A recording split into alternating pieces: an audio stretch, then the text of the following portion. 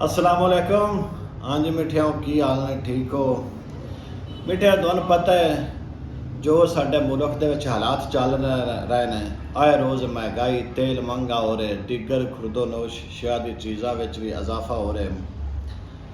तो नवा कट्टा खोल के उस कट्टा खोलने तो पहले तुहानू मैं कोई शेर सुनावा इस महंगाई के हवाले नाल। बई एक शख्स उम्र भर से इसी गम में गुल रहा है, आटा महंगा हुआ के सूरज पिघल रहा है।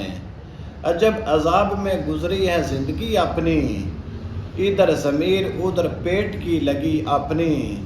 बाजार का ये हाल है कुछ ले नहीं सकता, घर का ये तकाजा खाली जा नहीं सकता। दाल रोटी के लाले पड़े हैं यहाँ, ख्वाब आंखों में कैसे सजाए कोई।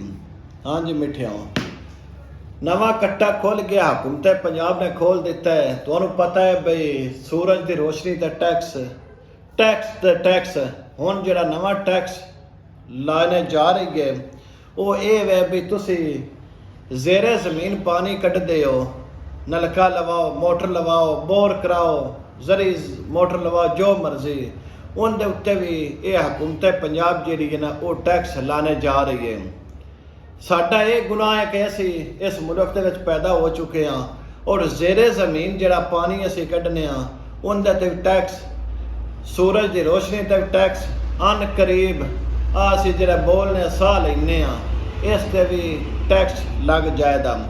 तुसी नाल पोस्ट भी वेंदे पे, ये पोस्ट हुकूमत पंजाब की तरफ जारी की गई है भी लाल पंप, जरी मोटर या दीगर जेड़े सर्विस स्टेशन, हमाम, छैलर या मिल्ला जड़ियाँ पानी इस्तेमाल करदियाँ ने उन्होंने भी टैक्स लाया जा रहा है। सिर्फ एक माफ़ी है वो नलके वाले ने भी, जिथे नलका होगा तो उन्होंने टैक्स नहीं लगना, तो जो उन्होंने भी ला दो तो फर्क कोई नहीं पैना, इस आवाम भारी लेना।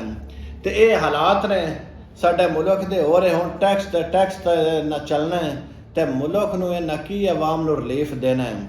तो बाकी रही गल आए रोज़ जरा तेल पेट्रोल ये महंगा हो रहे तो मजीद आंदा पर महंगा होना है। तो हुण तुसी अपना बंदोबस्त कर लवो इस महंगाई के हवाले नाल भी, तो या अपना खाना पीना जीना। तो उधरों हुकूमत पंजाब जेड़े आए रोज़ कदी चलान ने, कदी कुछ ने, कदी कुछ टैक्स लाई जा रहे हैं, इस विच निभदी पई जे।